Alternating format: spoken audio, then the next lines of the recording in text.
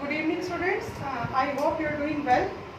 आपने कल जो मैंने वीडियो अपलोड किए थे देखे होंगे, उसमें हमने केमिकल प्रॉपर्टीज़ ऑफ मेटल्स कर ली थी।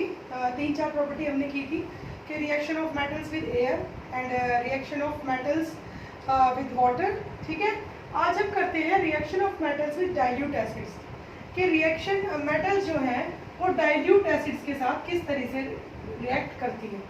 ज़्यादातर मेटल्स जो होती हैं वो यूजुअली डिस्प्लेस कर देती है हाइड्रोजन को, यानी कि जब हम किसी मेटल को डाइल्यूट एसिड के साथ रिएक्ट करवाएंगे तो वो जो मेटल है वो हाइड्रोजन को उसमें से हटा देगी और मेटल सॉल्ट और हाइड्रोजन गैस जो है वो रिलीज हो जाती है। Most of the metals do this, लेकिन कुछ ऐसी मेटल्स भी होती हैं जो बहुत कम रिएक्टिव होती हैं, जैसे कि हमारा copper, Ag silver, Au gold. कुछ लेस रिएक्टिव मेटल्स होती हैं जो कि नहीं डिस्प्लेस कर पाती हाइड्रोजन को एसिड के अंदर से। ठीक है, अब इसमें अलग अलग कैटेगरी है मेटल्स की जो डिफरेंटली रिएक्ट करती हैं डाइल्यूट एसिड्स के साथ। पहली कुछ मेटल्स ऐसी होती हैं जो विग्रसली रिएक्ट करती हैं। विग्रसली का मतलब होता है कि बहुत जोर शोर से, एकदम जैसे ही एसिड में उसको डालोगे तो बहुत एकदम एक्सप्लोसिव तरीके से वो रिएक्ट करती हैं। तो इसका पहला एग्जाम्पल हमारा ऑब्वियसली हर जगह हमारा सोडियम और पोटेशियम अलग खड़े हुए। यहाँ पे भी सोडियम दिखा रहा है कि मैं हूँ भाई। सोडियम जो है जब उसको हम dilute acid HCl hydrochloric acid में डालते हैं तो वो सॉल्ट बना देता है अपना मेटल सॉल्ट NaCl। और ये जो बेटा ब्रैकेट में मैंने शो किया है ये S स्टैंड्स फॉर सॉलिड, यानी कि सॉलिड फॉर्म में हमने छोटा सा टुकड़ा डाला है डाइल्यूट HCl में, किसका, सोडियम का। तो उसने NaCl बना दिया जिसको सोडियम क्लोराइड कहा जाता है एक्वस मीडियम में, यानी कि ये घुली हुई फॉर्म में है अभी एक्वस मीडियम के अंदर, और हाइड्रोजन गैस जो है वो रिलीज हो जाती है। NaCl जो हमारे घरों में कॉमन सॉल्ट यूज होता है उसका नाम है सोडियम क्लोराइड। उसके बाद अगला एग्जांपल हम लेते हैं मैग्नीशियम का। ये विग्रसली मतलब एकदम डालते ही फटाफट जैसे आई चलो भाई रिएक्ट हो गया, उससे थोड़ा कम रैपिडली मतलब तेजी से, इतना विग्रस होता है बहुत रेट ऑफ रिएक्शन जिसकी बहुत जबरदस्त तेज होती है। रैपिडली मतलब उससे थोड़ी कम जल्दी से रिएक्ट करती है, पर इतना भी विग्रसली नहीं जितना सोडियम।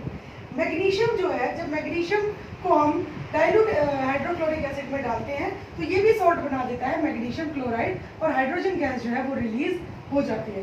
ठीक है, तो यहाँ पे ये क्लियर दिखाई दे रहा है कि जो सोडियम है इट इज मोर रिएक्टिव, क्योंकि रेडिली एकदम डालते ही हाइड्रोक्लोरिक एसिड के साथ रिएक्ट कर गया और सोडियम क्लोराइड सॉल्ट इसने बना दिया।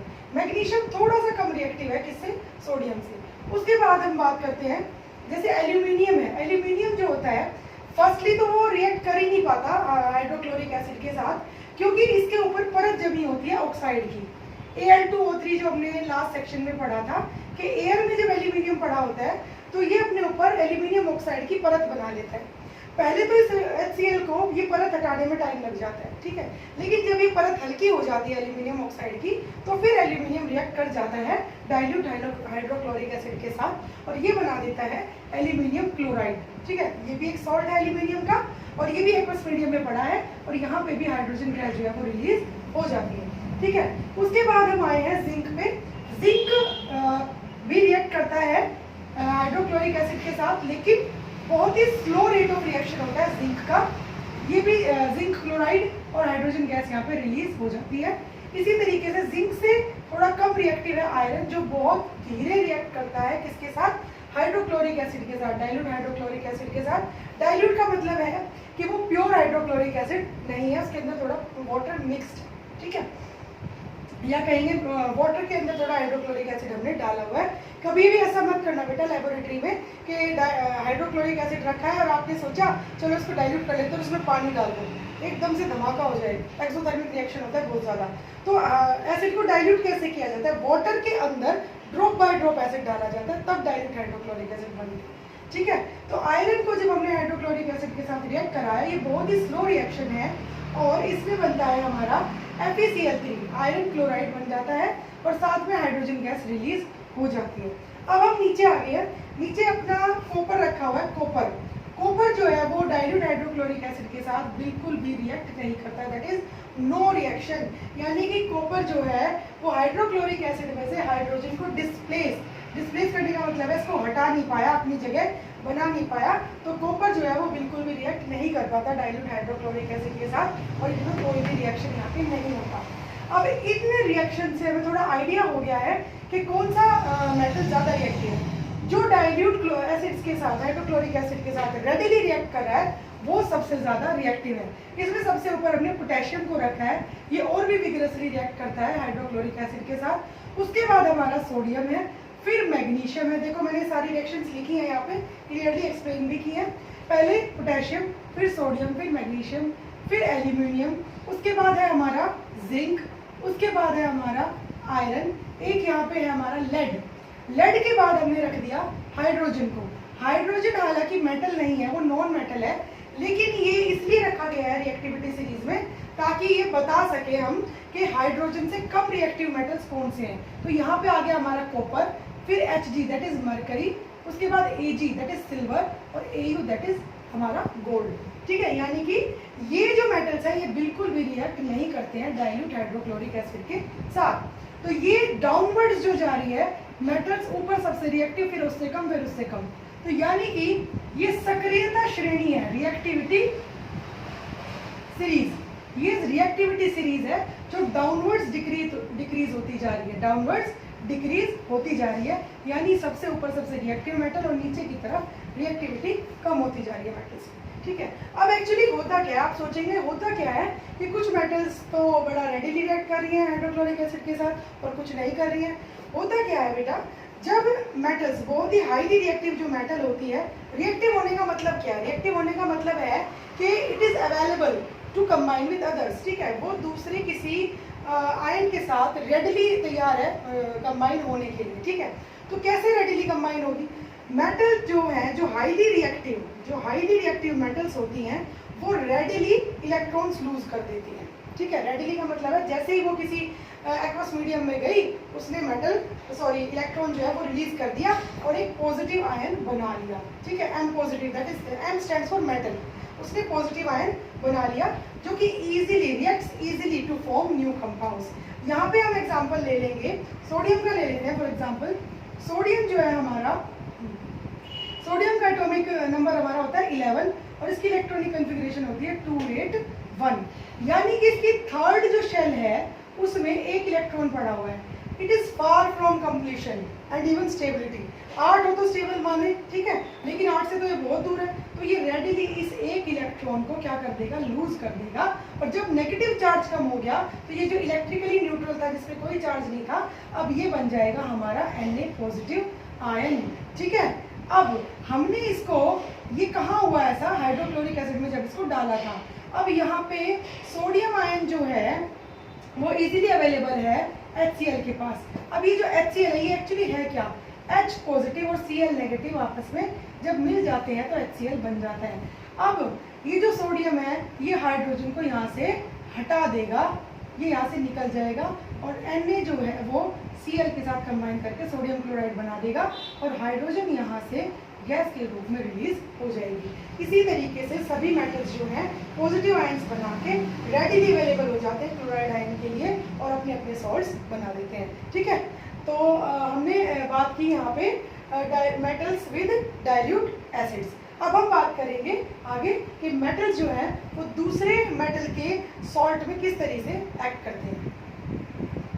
नाउ स्टूडेंट्स, हम अब पढ़ेंगे कि reaction of metals with salt solution. अब हम ये देखना है कि जो मेटल्स होती हैं वो दूसरे मेटल के सॉल्ट सॉल्यूशन में क्या करती हैं। ठीक है, तो ये भी लगभग उसी पे बेस्ड है, रिएक्टिविटी सीरीज जो सक्रियता श्रेणी मैंने आपको बताई थी उसी के ऊपर बेस्ड है ये भी लगभग, कि जो ज़्यादा रिएक्टिव मेटल्स होती है, more reactive metal displaces less reactive metal, यानी कि जो ज़्यादा सक्रिय मेटल होगी वो विस्थापित कर देगी लेस रिएक्टिव, कम सक्रिय मेटल को।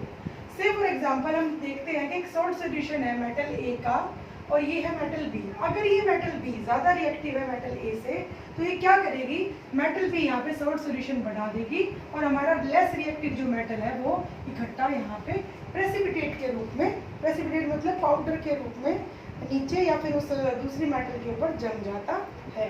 तो यहाँ पे हम एग्जांपल सबसे पहले ले रहे हैं जिंक का। अगर हम एक जिंक के टुकड़े को कॉपर सल्फेट के सॉल्यूशन में डालते हैं तो क्या होगा, जिंक जो है वो डिस्प्लेस कर देगा किसको, कॉपर को, कॉपर सल्फेट में से ये सॉलिड यहाँ पे ये एक्वस, ये इसको डिस्प्लेस कर देगा और यहाँ पे बन जाएगा जिंक सल्फेट और कॉपर जो है वो इकट्ठा हो जाता है red brown copper metal on zinc. Copper का जो प्रेसिपिटेट बनेगा वो रेडिश ब्राउन होगा, कॉपर इकट्ठा होना शुरू हो जाता है जिंक के टुकड़े के ऊपर। ठीक है, तो पहला हमारा हमने बात की जिंक की। उसके बाद दूसरे हम बात कर लेते हैं। देखो यहाँ पे अगर तुम रिएक्टिविटी सीरीज देखते हो तो जिंक जो है वो ऊपर है रिएक्टिविटी सीरीज में कॉपर से काफी ऊपर है, तो ये इजीली डिस्प्लेस कर देगा जिंक को कॉपर सल्फेट में से और अपना सॉल्ट बना लेगा और कॉपर अलग हो जाएगा। ठीक है, अब हम बात करते हैं सिल्वर की। अगर हम सिल्वर को कॉपर सल्फेट में डालते हैं तो नो रिएक्शन, क्योंकि जो सिल्वर है ये नीचे है रिएक्टिविटी सीरीज में कॉपर से। तो यानी कि अगर ऐसा कोई क्वेश्चन आता है कि हमने सिल्वर डाल दिया कॉपर सल्फेट सॉल्यूशन में तो क्या होगा, तो कोई रिएक्शन नहीं होगा। It is not capable of displacing, ये इसको विस्थापित नहीं कर सकता। उसके बाद तीसरा जो एग्जाम्पल लिया है मैंने वो लिया है आयरन का। ये बहुत आ जाता है एग्जाम में, 2 नंबर का, 1 नंबर का, 3 नंबर का। ठीक है, अगर हम एक आयरन नेल यानी कि लोहे की एक कील कॉपर सल्फेट के सॉल्यूशन में डालते हैं तो थोड़ी देर के बाद उसका कलर चेंज हो जाता है, ब्लू से रेडिश ब्राउन कलर हो जाता है। क्यों? क्योंकि ये जो आयरन नेल है ये कॉपर सल्फेट में से कॉपर को हटा देती है। यहाँ पे जो हमारा आयरन है वो यहाँ पे है, it is highly reactive than copper, वो ज़्यादा सक्रिय है कॉपर से, तो वो कॉपर सल्फेट के सॉल्यूशन में से इजीली आयरन जो है कॉपर को हटा देगा और यहाँ पे आयरन सल्फेट एक्वस मीडियम में बन जाएगा और कॉपर जो है वो सॉलिड के रूप में रेडिश ब्राउन कोटिंग यानी कि लाल भूरी कोटिंग के रूप में आयरन नेल के ऊपर चढ़ता चला जाता है। ठीक है, तो 3 मेटल्स डिस्कस हो गई है।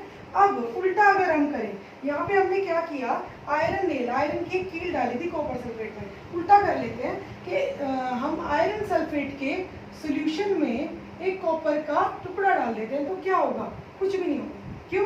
क्योंकि जो हमारा कॉपर है वो रिएक्टिविटी सीरीज में नीचे है। रिएक्टिविटी सीरीज में नीचे इसीलिए है क्योंकि कॉपर इतना कैपेबल नहीं है फ्री आयंस बनाने के लिए कि वो इजीली आयरन को हटा सके उसके सॉल्ट सॉल्यूशन के अंदर से, तो यहाँ पे नो रिएक्शन।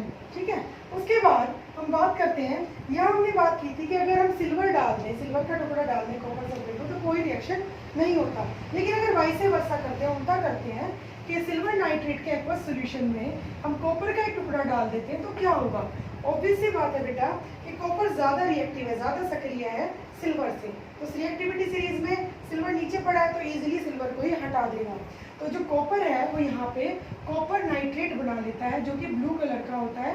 पहले हमारा ग्रेइश वाइट सॉल्यूशन था सिल्वर नाइट्रेट का, लेकिन कॉपर डालने के बाद थोड़ी देर के बाद वो कैसा हो गया, ब्लू सॉल्यूशन हो गया और ये जो सिल्वर थी हमारी ये ग्रेइश वाइट डिपॉजिट यानी सलेटी सफ़ेद डिपॉजिट के रूप में मतलब चढ़ती चली जाएगी किसके ऊपर, कॉपर स्ट्रिप के ऊपर। ठीक है, तो इससे पहले हमने बात की थी कि मेटल्स जो हैं वो डाइल्यूट एसिड्स के साथ कैसे रिएक्ट करते हैं, एयर के साथ कैसे रिएक्ट करते हैं, वाटर के साथ कैसे रिएक्ट करते हैं। अब हमने बात की कि मेटल्स जो है वो सॉल्ट सॉल्यूशन के साथ कैसे रिएक्ट करते हैं। ठीक है, आई होप आपको ये समझ आ गया होगा। ठीक है, गुड डे।